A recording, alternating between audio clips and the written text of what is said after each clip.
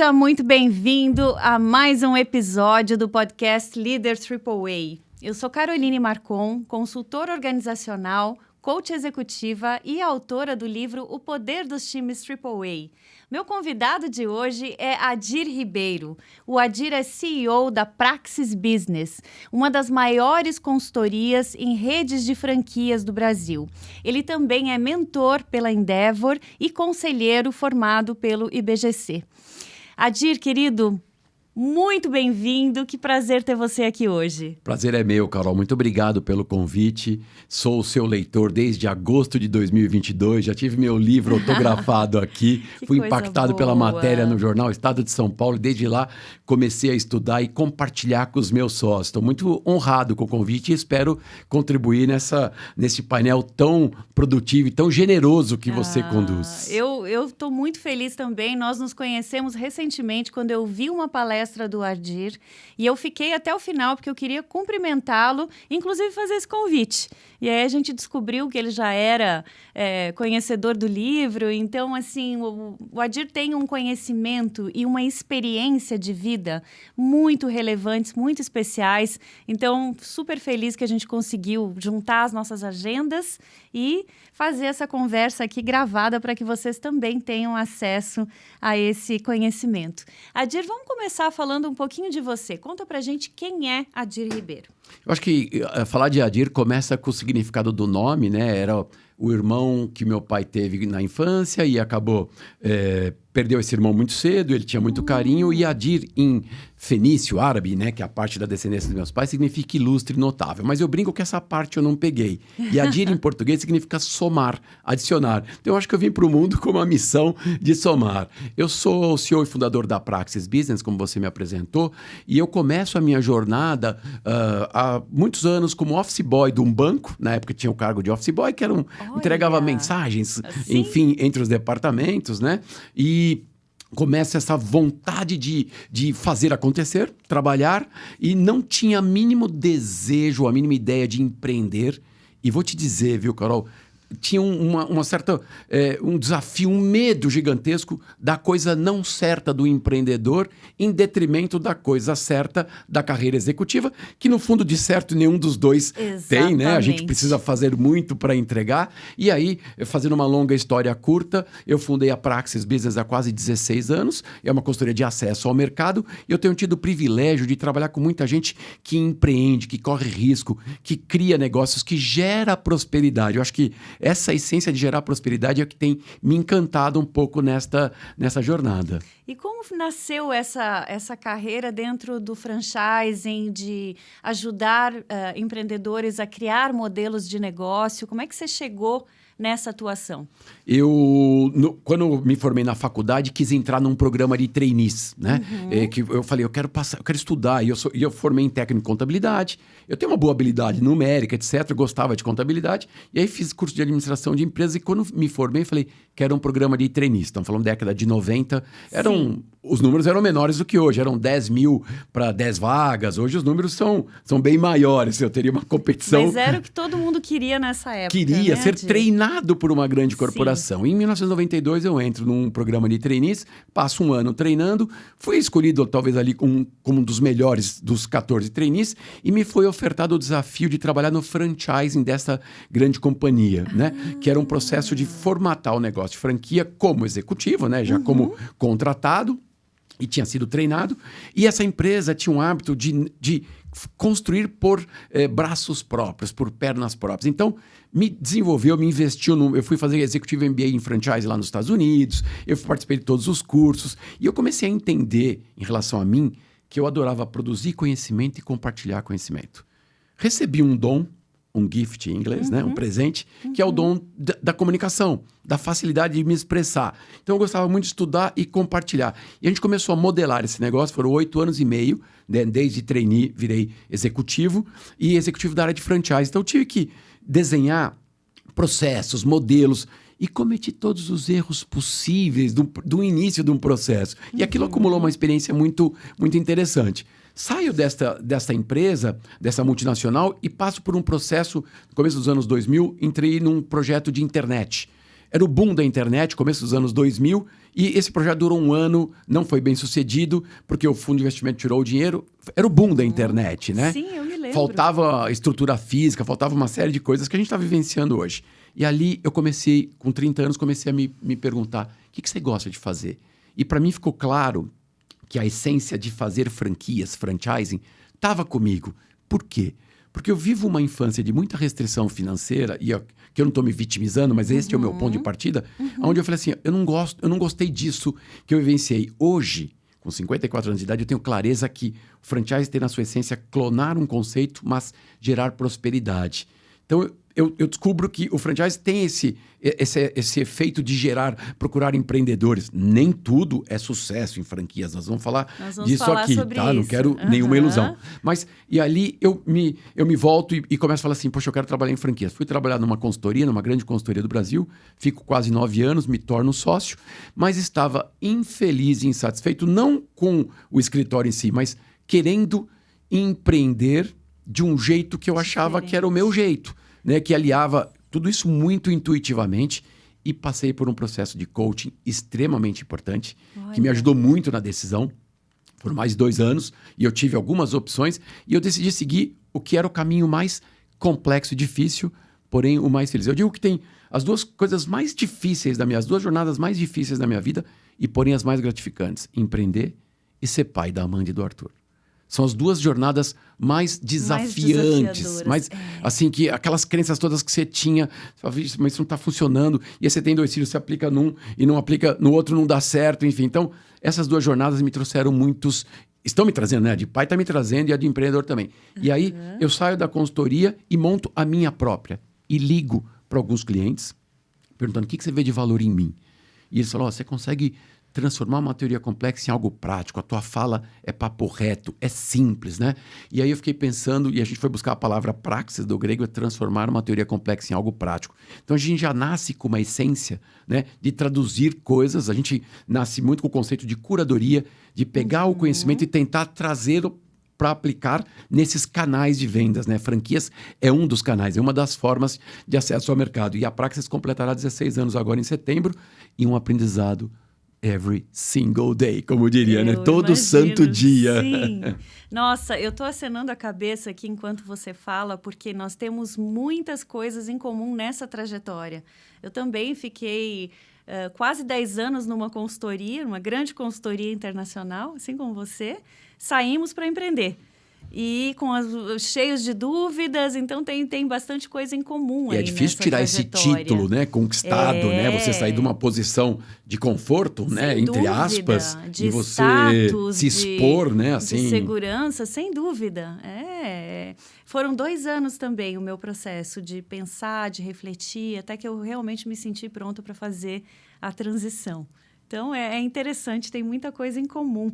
Agora, Adir, tem muita gente hoje interessada em entender como é que está esse universo. Vamos falar de franquias especificamente primeiro. Como que você vê o futuro das franquias? Ainda tem espaço para investir nesse modelo de negócio? Eu acho que falar de futuro hoje é um desafio gigantesco com o mundo em transformação na vida, né? Na essência, na tecnologia, na inteligência artificial, nas formas de consumo, no acesso à informação. Então, esse mundo de transformação, aliás, eu quero trazer um pensamento de Immanuel Kant, né? Um filósofo que dizia, mede-se a inteligência de um indivíduo pela quantidade de incertezas que ele é capaz de suportar. Eu acho muito... isso é atribuído do século XVII, século XVIII. Então, mede-se a inteligência pela quantidade de incertezas. A gente está vivendo cada vez mais incertezas. Então, trazendo para o aspecto, né, ou para o espectro das franquias. Franchise no Brasil vem crescendo significativamente. Tem a Associação Brasileira de Franchising, que a gente chama de ABF, que é uma associação muito séria, e ela organiza os dados, ela congrega as empresas franqueadoras, os fornecedores, que é o meu caso, e franqueados também. E os números são 3.300, números aproximados em base de 2024, nós estamos falando isso aqui em maio de 2025, 3.300 marcas franqueadoras, né? A Vox2U, por exemplo, é uma marca franqueadora de escola de oratória, que a gente conhece bem. Então, você tem McDonald's, você tem Boticário, você tem várias marcas. 3.300 marcas com cerca de 60 unidades em média. Eu estou arredondando números, tá? 60 unidades média cada franqueadora. O Brasil ocupa aí, está entre os 5 maiores países do mundo em marcas franqueadoras. E cresce a taxas de 2 dígitos quase todos os anos. Porém, esses números são sucesso absoluto, sim. Mas o franchise não é só sucesso absoluto. Tem uma série de requisitos, né? E tem espaço, sim. O que eu acho bacana do franchise é que é uma organização de expansão, né, de forma estruturada, em que você tem que ter propósito, princípios muito claros. Para a gente isso é muito crítico. Você tem que ter processos e padrões, né, da forma de fazer, muito organizado, que é o tal do know-how, que é o como fazer. E a gente, na Praxis Business, defende a tese do know-why. O porquê que eu preciso aprender. Porque o know-how é o como eu tenho que fazer. Agora, o know-why é por que eu tenho que aprender. Né? Eu acho que os porquês aqui tem uma diferença muito grande, até para engajar mais franqueados. Perfeito. Então, e aí a gente tem que pensar em potencial de consumo. O franchising tradicional, original, tem de modelos de escola de idiomas, de escola de oratória, escritórios de vendas, pode ter modelo de franquia, lojas, né? Varejo é um modelo bem tradicional. E a forma de consumo, com o digital e tudo isso, sofreu bastante evolução. E os modelos de franquias precisam evoluir na mesma medida. Nem sempre isso tem acontecido na velocidade que o mercado precisa. Então, o olhar que o nosso ouvinte precisa ter ao olhar franquias é o quanto este modelo está atualizado. A gente chama de phygital, omnichannel, que é a integração do físico com o digital. Para muitos negócios isso tem um peso gigantesco, né? Ou o cliente não vai mais na loja, mas ele compra no digital, se for um modelo de loja, se for um modelo de educação que tenha modelos híbridos, enfim, atualizar o modelo para atender uma necessidade de mercado. E esta é uma das principais responsabilidades, Carol, do franqueador. Ele precisa estar atento a estas tendências, a este futuro, para traduzir esse modelo para replicar para os franqueados, que são terceiros, são investidores, são operadores, são empreendedores, são ex-executivos, né? Eu acho que uma parte do teu público que vê e te escuta aqui, que pensa em ser proprietário de uma franquia. Uma transição de carreira. Uma transição de carreira excepcional. Negócio, eu tenho vários amigos nesse processo. Eu já fui executivo também, então eu acho que eu tenho um pouco da dimensão das duas carreiras, né? Da empreendedora e da executivos. As duas são muito complexas, muito difíceis, mas elas têm algumas características que são importantes até para a sua personalidade, né? Então, o modelo tem que estar bem atualizado e isso fazendo sentido para que você, como franqueado localmente, consiga gerar mais prosperidade, gerar mais performance. A gente está em um mercado. Pode ter uma economia inflacionária, enfim. Então, isso traz desafios maiores na gestão para alguns segmentos. Outros têm crescido, né, Carol? Tem algum setor que esteja mais resiliente ou mais procurado nesse momento que você diz, olha, se eu fosse investir numa franquia, em que setor você investiria? Olha, os segmentos estão passando por muitas transformações e essa é uma pergunta que sempre me fazem e eu tenho dificuldade de cravar uma resposta. Mas quando eu olho os indicadores da Associação Brasileira de Franchise, que ela vê a evolução por segmentos, você tem segmentos que são muito representativos. Por exemplo, de alimentação. É sempre representativo. Na crise as pessoas comem. Não é isso que eu quero dizer. Mas em que formato que elas comem? Qual é esse tipo de alimentação? Tem saudabilidade que está presente, está muito forte. Você vê uma geração crescendo muito. Você tem que adequar o modelo para isso, né? Claro que os modelos tradicionais de comida bem feita, né? Um prato de arroz e feijão bem feito tem muito sucesso também, que é o típico brasileiro. Então, a alimentação é um setor que está sempre em destaque. Parte de saúde e beleza também é outro, da estética, do autocuidado, também tem uma representação muito grande. E por terceiro, eu diria educação, mas nos formatos que o mercado exige agora, né? Em formatos cada vez mais híbridos, de novo, adequados à sua proposta de valor, né? Não dá para padronizar todo mundo e dizer que você tem que ser assim, mas entender essa demanda desse consumidor que continua comprando, mas de outras formas. A franqueadora precisa estar atenta a essa atualização, Carol. Adir, conta pra gente agora um case de franquias que para você foi um grande sucesso, que você conseguiu acompanhar e ver esse negócio evoluir. Se você quiser, você pode citar o nome ou não, mas assim, o que aconteceu e o que foi o fator responsável por esse sucesso? Eu acho que tem alguns cases. O primeiro que nos conecta é o da Vox to You, do Luiz Fernando Câmara, lá de Ribeirão Preto, Cravinhos, em que ele me liga. Aliás, ele fez a abertura da palestra citando isso, né? Ele procurou alguns consultores do franchising. Eu peguei meu carro, fui lá atendê-lo e vi num jovem idealista E o idealista aqui é positivo, tá? Sim. Um ideal muito grande. E a Praxis Business podia ajudá-lo a dar as ferramentas e os processos. E ali me chamou muita atenção porque era de um serviço de oratória. Eu tenho, no meu prezinho eu fui orador da turma, na 8ª série eu fui orador, no terceiro colegial, que era terceiro colegial, já era terceiro médio, fui juramentista. Então, Sim, eu tive... Tá na sua essência. Tá na minha essência, né? E você é um excelente palestrante. Eu fico muito feliz, muito honrado com o convite. O que eu tenho de clareza é, todos que têm uma facilidade de comunicação têm que ter um gatilho, têm que tomar um cuidado e precisam estudar bastante, porque a facilidade da comunicação pode nos tornar um pouco mais preguiçosos, um pouco menos, né? Porque a oratória ela te traz uma série de benefícios, né? De articulação, técnicas. Então, acho que esse é um ponto de partida. Então, essa escola de oratória me chamou bastante atenção de um jovem com pouco preparo, mas com desejo enorme. E o que mais me chama atenção em redes de franquias bem-sucedidas, um interesse genuíno na sua rede. Então, o Vox2, por exemplo, é um caso para mim que me chama bastante atenção. Tem vários outros, né? Mas esse é o que me vem à cabeça aqui, que eu falo que é o Brasil silencioso. Que o rapaz sai lá de Cravinhos, vai para Ribeirão Preto e monta 200 escolas com um monte de gente que está comprando negócio. Deve ter insucesso, como todo negócio, desafios na gestão desta rede, Sim. né? Como as principais redes do Brasil também os têm, né? Que interessante. Então, o que te chamou a atenção, e já juntando isso com o perfil do que é um franqueador de sucesso, porque eu acho que a gente consegue amarrar essas pontas, é um desejo de realmente causar uma transformação, causar um impacto por meio daquele produto ou serviço. Que mais que você vê, né? Se a gente pensa nos melhores franqueadores que você conhece hoje, o que eles têm? Eles têm uma cultura muito forte, um interesse genuíno, como eu disse. Aliás, o tema do livro que a gente está lançando agora em setembro de 2025 é Cultura de Excelência nas Redes de Franquia. Franchising, Cultura de Excelência nas Redes de Franquia. E a gente tem visto traços, e você fez uma pergunta excepcionalmente inteligente, eu preciso te dizer por quê. Porque no mercado de franchise se fala muito do perfil do franqueado ideal. Então tem que ter X anos de idade, tem que ter X capital. A gente, já no primeiro livro de 2011, Gestão Estratégica do Franchise, a gente tirou a coisa do perfil do franqueado ideal.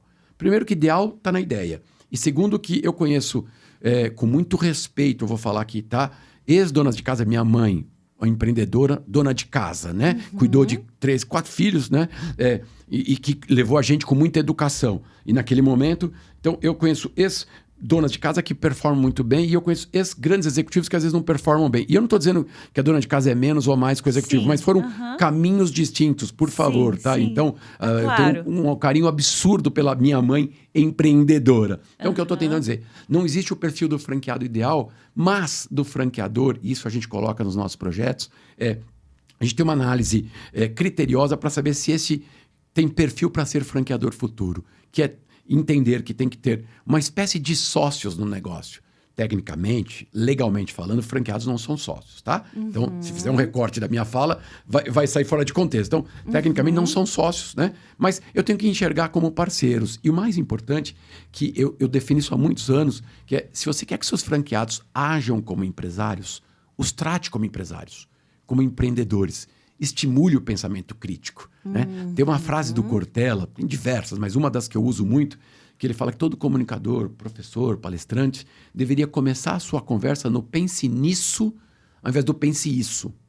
Pense nisso, com N, né? Ao invés do pense isso. Porque eu pense isso, eu estou dizendo para você, só tem esse caminho. É isso. É isso. É só a minha verdade. Exato. É só a minha perspectiva. E o pense nisso te dá uma consciência crítica, amplia e te permite falar, Adir, legal o que você está falando, mas não faz sentido para mim. Tem outras formas de ver. Tem outras perspectivas. Perfeito. Então, o traço do franqueador, e isso vai estar tudo no livro, é como é que ele consegue, sendo dono da marca.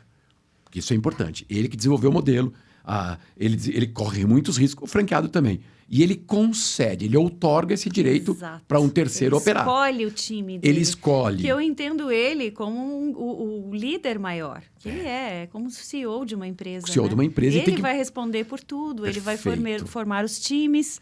Perfeito. Então, tudo nasce dessa construção. E olha que coisa interessante, ele vai formar os times e depois esses franqueados vão formar os seus próprios times, que a capacidade de gestão de pessoas, e esse assunto você domina muito, é fundamental numa franquia bem-sucedida. Mas ainda, fechando aqui o perfil do franqueador, esse interesse genuíno, porque a gente define que toda franqueadora É uma empresa de tecnologia, de comunicação, de educação continuada e Olha de suporte. só, olha quantas competências diferentes.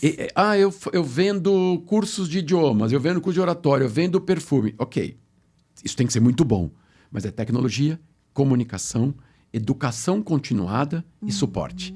Se a franqueadora não entender essa essência, ela vai ter menos chance de sucesso. Então, os modelos que tiveram muito sucesso, ou melhor, as franqueadoras bem-sucedidas, né, que são chanceladas, por exemplo, pelo selo de excelência da Associação Brasileira de Franchise, que é um selo que a associação preconiza, é uma avaliação que os franqueados fazem dos seus próprios negócios e conquistam uma determinada nota, eles conquistam. Ou, revista Pequenas Empresas, Grandes Negócios, tem o prêmio 5 estrelas, que também são os franqueados que avaliam. Olha que interessante. Então, essas empresas, você começa a estudar, você vai ver que elas têm consistência, que elas têm uma escuta ativa com redes de franqueados, né? Que elas... Aliás, tem uma frase num livro de educação de crianças que eu uso muito para o franchising. Eu tenho a Amanda de 22 e o Arthur de 18. A Amanda estudante de medicina e o Arthur futuro estudante de administração. E esse livro chama-se Autoestima de Seu Filho, de Dorothy Briggs. Esse livro eu acho que só encontra em estante virtual. E quando nasceu a Amanda, falaram, pô, você precisa ler. Eu fui ler. Mas tem uma frase nesse livro que diz assim: os nossos filhos não precisam ser amados, precisam se sentir amados. Olha que interessante. Não precisam ser amados, precisam se sentir amados. Adir, qual a relação com o franqueado? Os franqueados não precisam ser importantes, precisam se sentir importantes. E esse se sentir importante é de uma cultura, é de um jeito muito importante da franqueadora. A franqueadora tem que fazer a cultura de franchising prevalecer no seu time para poder conduzir uma convenção de proximidade, de conversa. Enfim, acho que tem um caminho gigantesco aí pela frente. É neste franchising que a gente acredita, Carol. Quais os maiores erros, Adir, que os franqueadores cometem hoje, que você percebe? Acho que o principal é não testar um modelo, né? Já começa a clonar sem testar. Claro que na década de 90, né, na época que eu cito muito, que quando eu estudei franchise na década de 90 e fui para os Estados Unidos, se falava que era um franchising de trilho. Segue o trilho e não questiona.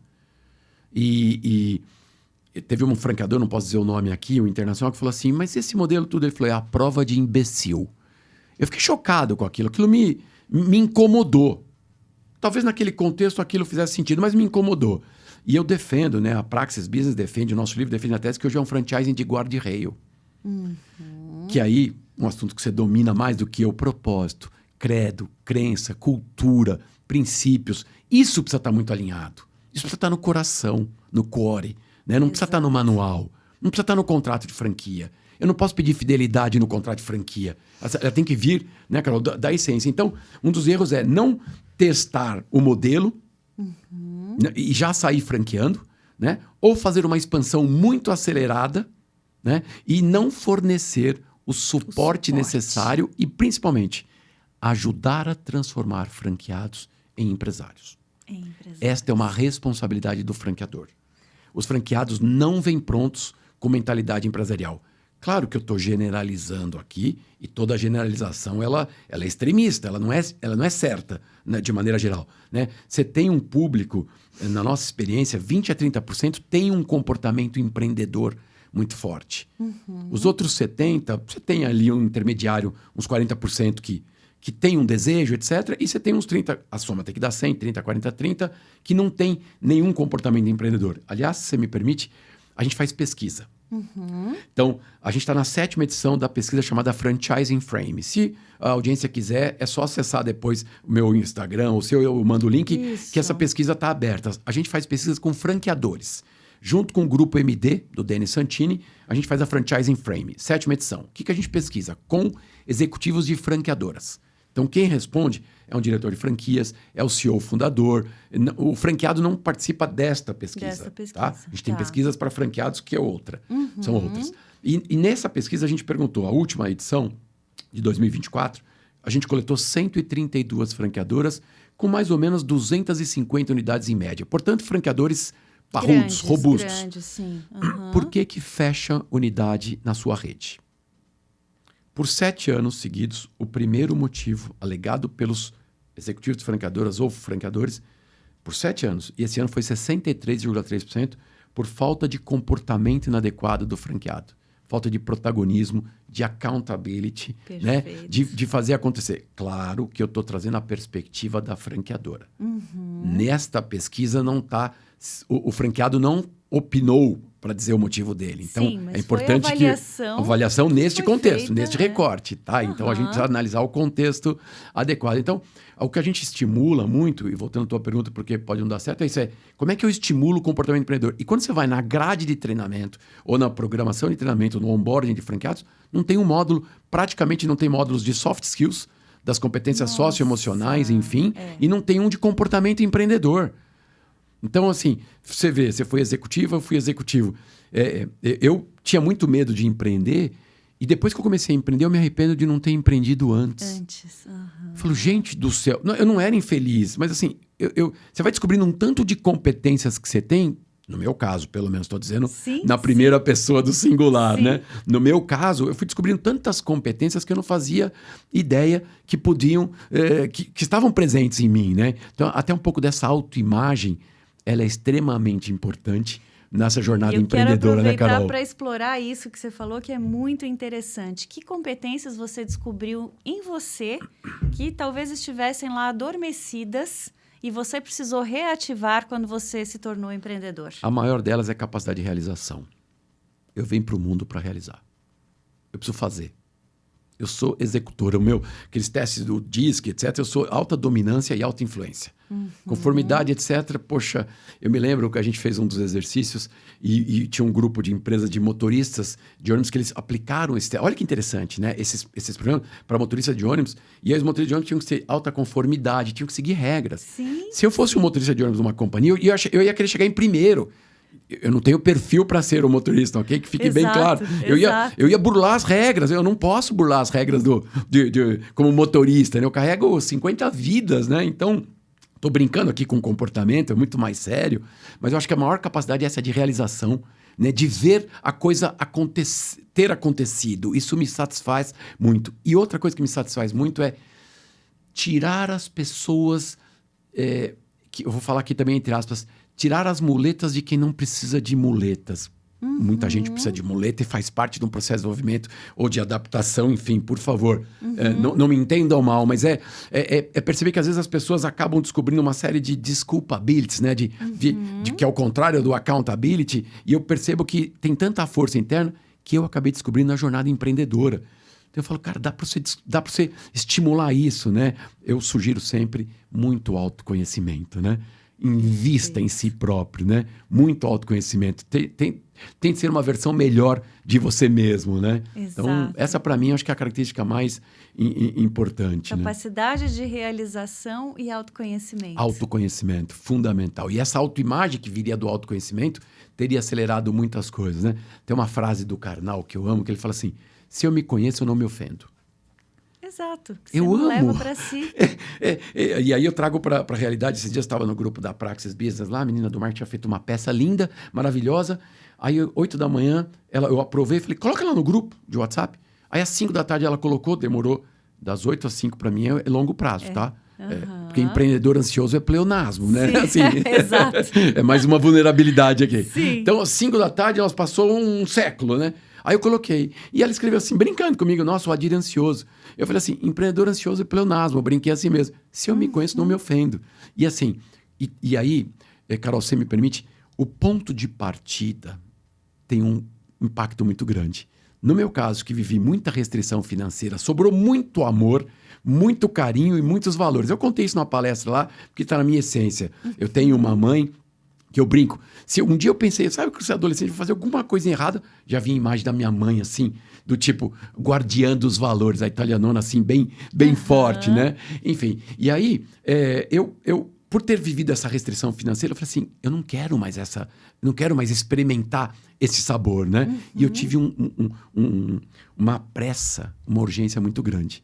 Então, o meu senso de urgência é muito aguçado, né? Claro que isso, se não bem dirigido, pode virar uma ansiedade, pode virar uma série de coisas, sim, né? Que o teu excesso de ponto forte pode ser um ponto fraco, não sem é? dúvida, pode se tornar. Então, acho que essa capacidade, esse desejo de fazer acontecer, isso me deixa muito, muito feliz. E receber feedbacks do tipo, poxa, você conseguiu impactar algumas pessoas.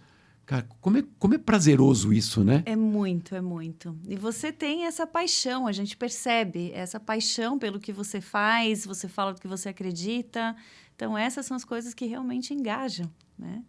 Então... Você sabe que o AAA, o Autêntico, Ágil e Apaixonado, teve um livro que eu li de varejo, para mim foi o melhor livro de varejo. Ele está um pouco fora de contexto porque não tinha o digital nessa época, que é a Autenticidade, dos autores Gilmore e Pine. Que ele falava que as marcas precisavam ser autênticas, né? Porque o cliente Nada não ia... mais atual. Olha só. Nada porque mais atual. E o Gilmore e o Pine foram os caras que construíram o termo experiência de compra no varejo. E eles tinham um livro que era arte, o espetáculo do varejo, a arte do varejo, que era assim. Falava assim, a tua loja tem que ser tão bom, atendimento tão bom, que você devia cobrar ingresso do cliente para entrar. Eles defendiam essa tese. Depois eles lançaram esse livro Autenticidade, e as marcas precisam ser autênticas, né? Não pode ser fake, não pode ser falsa, né?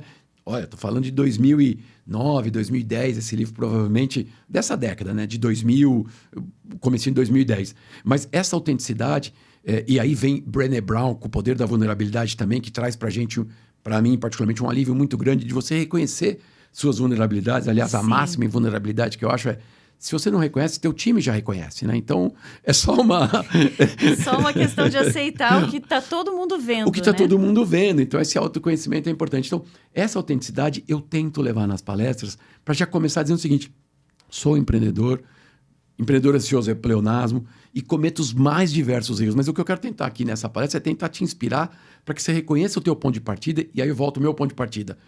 Eu tenho que tomar cuidado com o gatilho da escassez, falar, opa, pera um pouquinho, deixa eu ver como é que eu lido com isso. Então, o ponto de partida, né, e eu não estou vitimizando o meu ponto de partida, tá? Porque gente com pontos de partida muito piores e muito bem-sucedidos. Só reconhecendo e tomando cuidado, gerenciando esse ponto de partida para que hoje ele não te atrapalhe. É isso, Carol, que ótimo você colocou em palavras, é exatamente isso que eu penso. Eu espero que isso possa inspirar os nossos ouvintes aqui, as pessoas que estão assistindo a gente, para tentar identificar isso, porque a jornada empreendedora vai te trazer uma série de desafios. E aí, fecho com uma entrevista que eu dei lá para o jornal, para o programa Hoje em Dia, da Record, que o Edu Guedes me entrevistou. Ele perguntou, Adir, o que é empreender para você? E naquele momento eu falei para ele assim, empreender é lutar todos os dias contra a sua zona de conforto. Quando eu olho para trás a minha jornada, é isso. É lutar todos os dias contra a sua zona de conforto. Então... Excelente. E vamos falar um pouquinho sobre os mitos dessa questão das franquias. Eu já ouvi pessoas, e você provavelmente já ouviu também, que quando vem procurar um modelo de franquia, normalmente elas vêm, é mais seguro, as coisas já estão estruturadas. Tem gente que quer um investimento mais seguro, onde eu só precise replicar, onde talvez eu não tenha que colocar tanto... da minha experiência, porque talvez a pessoa não tenha experiência mesmo, né? Mas é um plug and play. É assim que funciona, Adir? O que você diria como conselhos para quem quer entrar nesse universo? Olha, Carol, eu gosto muito do tema, eu vivo no e do franchising há 32 anos, né? E claro que é aprendendo todos os dias. Eu confesso para você que tem amigos próximos a mim, que às vezes eu recomendo que não vá investir numa franquia. Vou dar um exemplo prático que eu acho que para a audiência é rico. Tem um casal de amigos que ele, muito bem sucedido, e a mulher, uma executiva muito bem sucedida, que em determinado momento deixou a carreira executiva para iniciar a família e depois ela quis voltar para o trabalho e falou, poxa, Adir, ajuda a gente a comprar uma franquia, tudo.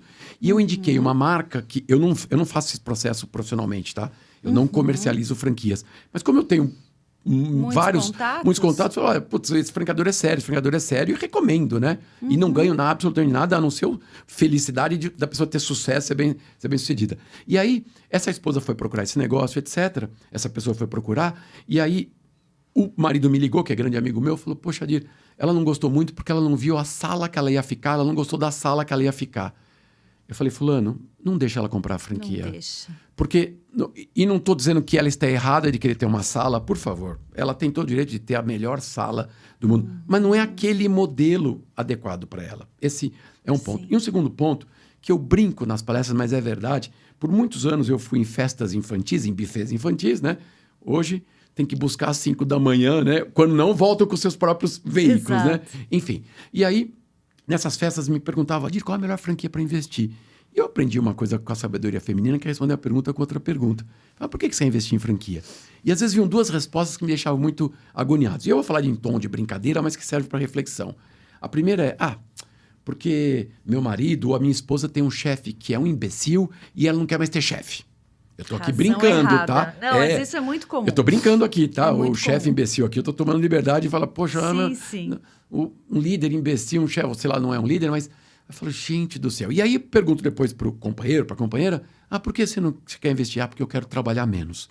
Então já são duas razões... Duas razões erradas. Então, eu tô tentando te responder até trazendo razões erradas. E de uma maneira de humor, para amenizar um pouco do assunto que é muito sério. Então, ter consciência de que você vai viver uma jornada empreendedora é o primeiro ponto, né? Ou, outro, autoconhecimento. Ter noção das suas forças, né? E fraquezas ou eventuais desafios, né? E ter clareza que no sistema de franchising existe o tal do papel das partes, que é e que tem sido as minhas últimas 550 palestras em convenções para falar para franqueados de papel das partes. Franqueadora pensa produto, pensa marca, pensa campanha, franqueadora faz programas de treinamento, franqueadoras pensa médio e longo prazo. Franqueados executam o curto prazo.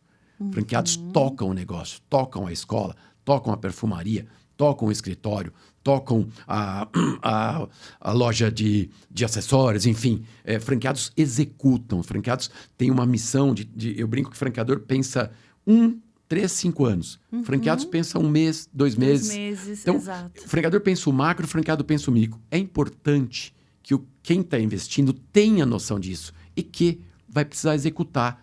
Claro que tem modelos que permitem um investidor e ele coloca um gestor, um operador. Isso é super importante. E a pessoa que está pensando em investir tem que perguntar se o modelo suporta. Porque às vezes o sujeito teve uma carreira executiva bem sucedida, né? Que você conhece vários, e ele entende que franquia ou empreender é um caminho.